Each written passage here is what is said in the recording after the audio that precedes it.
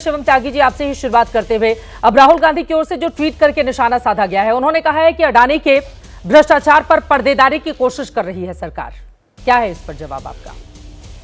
देखिए, मुझे लगता है कि जब कोई भी देश के राष्ट्राध्यक्ष दूसरे देश जाते हैं और वहां पर जाकर मिलते हैं और मुझे लगता है बायलैटरल टाइज पर बात करते हैं, तो किसी व्यक्ति को निजी तौर पर डिस्कस किया जाए, मैं ऐसा नहीं समझता। मैं कोई इंटरनेशनल एक्सपर्ट्स नहीं हूं, लेकिन इतना इंटरनेशनल एक्सपर्ट नहीं हूं, लेकिन इतना क्लैरिटी जरूर रखता हूं कि तमाम जो चीजें जो एक देश से दूसरे देश के लिए महत्वपूर्ण है, इंपॉर्टेंट है, जरूरी है, उन पर बात की जाती है। जैसे कि अगर खासतौर पर हम बात करें तो 26/11 जिसने प्लान किया, प्लॉट किया, वो तहव्वुर राणा जो है उसको एक्स्ट्राडाइट किया जा रहा है, उसको दिल्ली लाया जा रहा है, यहां पर कोर्ट में उसका मामला चलेगा। कहीं ऐसा तो नहीं कि कांग्रेस वालों को इस बात से बहुत नाराजगी है, इस बात से बहुत दुख है, इस बात से बहुत पीड़ा पहुंच रही है कि वो 26/11 का प्लान जिसने किया था, प्लॉट जिसने किया था, उससे बहुत सारी कड़ियां खुलने वाली हैं, इस वजह से जो है इसको कहीं ना कहीं डाइल्यूट कर दें। इतने बेहद शानदार दौरे में जहां पर द्विपक्षीय जो हमारा ट्रेड है वो 500 बिलियन तक पहुंचाने का एजेंडा है 2030 तक। इसके अलावा अगर बात करें तो F-35 देने की बात हुई है भारत को, और इसके अलावा अगर हम खासतौर पर बात करें तो इंडियन मिडिल ईस्ट और यूरोपियन इकोनॉमिक कॉरिडोर जो है उसको बनाने की बात हुई। तमाम ऐसी अचीवमेंट्स हैं। आदरणीय प्रधानमंत्री जी से जब ये सवाल पूछा गया तो उन्होंने क्लियर कहा कि जब दो देशों के अध्यक्ष बात करते हैं या प्रधानमंत्री राष्ट्रपति बात करते हैं तो किसी इंडिविजुअल को, निजी को लेकर बात नहीं होती है। लेकिन समझ तो राहुल गांधी क्यों घेर रहे हैं इस मुद्दे पर? भगवान जाने, वो अपने ही चीफ मिनिस्टर से पूछ ले, अपने ही लोगों से पूछ ले। एक तो आदत हो गई है, बिल्कुल ठीक बात है। अब से पहले जो बाइट चल रही थी, उनको लगता है कि अडानी नाम से ऑब्सेशन है, लेकिन मैं इस चीज में जाना नहीं चाहता। बस इतना एक चीज उनको बता देना चाहता हूं, रेवंत रेड्डी उनको 12,000 करोड़ का एक प्रोजेक्ट देकर बैठे हैं। अडानी पोर्ट्स में जो है APSEZ में कोलकाता में उनको ऑलरेडी कॉन्ट्रैक्ट है। अशोक गहलोत ने अडानी को 2397 हेक्टेयर जमीन ऑलरेडी पावर प्लांट के लिए दी हुई है। भूपेश बघेल ने ऑलरेडी उनको कोयला खदान का टेंडर दिया हुआ है। इसके अलावा रिन्यूएबल एनर्जी को लेकर जो है 100 करोड़ रुपए का रेवंत रेड्डी ने पैसा लेने की बात की थी, जो रिटर्न करने की बात हुई। इसके अलावा 7 करोड़ गरीब कल्याण योजना में और न जाने कहां लिया हुआ है। मैं मानता हूं कि जब देश के बिजनेसमैन से देश के अलग अलग राज्यों में, अलग अलग सरकारों में इन्वेस्टमेंट्स कराई जाती है, ली जाती है, सबसे पहले अगर आप उनको रोक लें तो ज्यादा बेहतर है। परंतु अनुराग ढाणा जी इसका जवाब देंगे। यकीनन ये सवाल बड़ा है। इसको एक बात बनाने जब राहुल गांधी की ओर से अडानी मुद्दे को उठाया गया, हम सब ने देखा कि विपक्षी दलों की जहां जहां सरकार है वहां पर कितनी बड़ी तादाद में अडानी कंपनी की ओर से निवेश किया गया। तो विरोधी दल अगर इस तरह का सवाल पूछते हैं तो पहले उस निवेश को क्यों नहीं स्टॉप किया जाता है? इस सवाल का जवाब अनुराग देंगे, लेकिन उसके पहले वैभव आकर रुख करते हुए, वजह क्या है राहुल गांधी की ओर से बार बार इस मुद्दे को इतनी तवज्जो क्यों दी जाती है? क्योंकि हम सब ने देखा है जो प्रधानमंत्री का अमेरिकी दौरा रहा वो कितना सफल रहा। राष्ट्रपति ट्रंप ने खुद कितनी झोली भर भर के तारीफ की है उनकी, लेकिन अडानी के मुद्दे को सामने लेकर आना क्या बताता है राहुल गांधी की ओर से?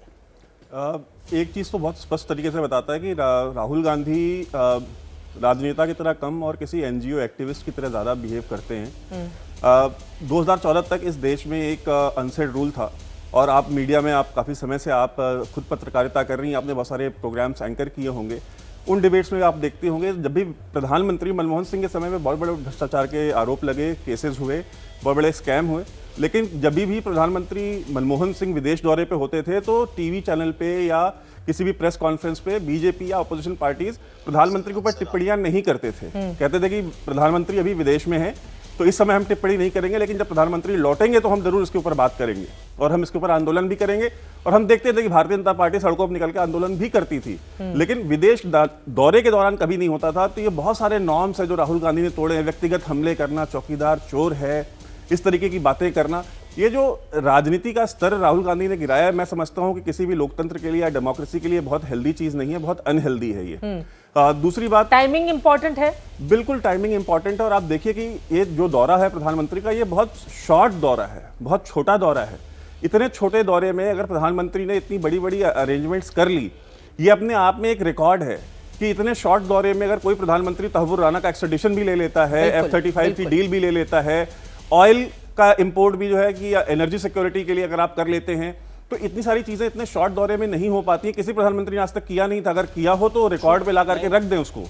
और राहुल गांधी और कांग्रेस पार्टी की जो मीडिया टीम है, मैं उनको चैलेंज करता हूं कि वो रख दें कि कभी किसी प्रधानमंत्री के इतने शॉर्ट दौरे में इतने एग्रीमेंट्स हुए हो।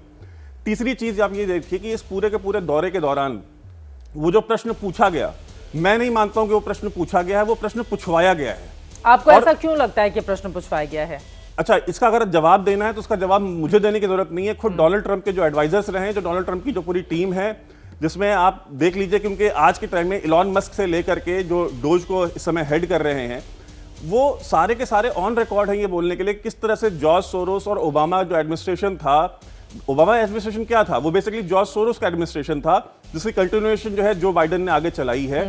और उसके लोग वहां पे इन्वेस्ट करते हैं। यूएस एड के ऊपर रिपोर्ट आ चुकी है कि किस तरह से जो सीआईए जैसी संस्थाएं जो हैं वो यूएस एड को पैसा दे करके उसको 4 सेगमेंट्स में डिवाइड करती हैं। सबसे पहला सेगमेंट होता है उनका कि जो यूनिवर्सिटीज के जो प्रोफेसर हैं, स्पेशली वो प्रोफेसर जो आर्ट्स एंड कल्चर में अब तो हिंडनबर्ग को लेकर भी तमाम तरह के सवाल थे, वो बंद ही हो चुका है और बंद करने के पीछे कोई बड़ा कारण भी नहीं बताया गया है, जिसकी वजह से अडानी के शेयर कितना ज्यादा गिरते हुए हमने देश के भीतर देखा है। दुनिया बदल रही है और ये भारत के लिए ला रही है इन्फिनिट अवसर, जिसे हम कहते हैं मिनट इन्फिनिट।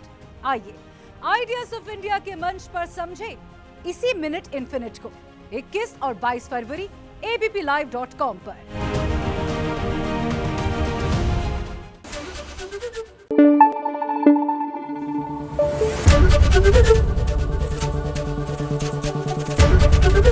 एबीपी न्यूज आपको रखे आगे।